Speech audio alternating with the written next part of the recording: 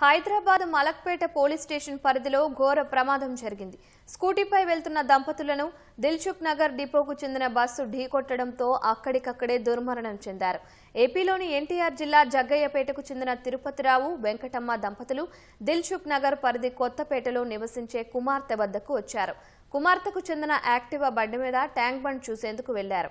అతివేగంగా దూసుకొచ్చిన bus overtake చేయబోతుండగా యాక్టివాకు తగిలి ముందుకెళ్లింది. Bus వెనుక చక్రాల కింద పడిన దంపతులు అక్కడికక్కడే మృతి చెందారు.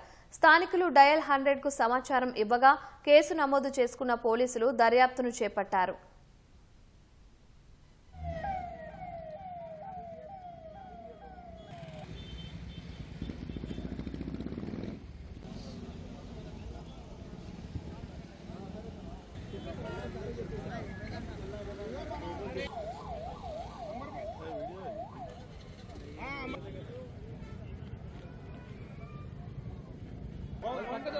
ఏముంది వాళ్ళు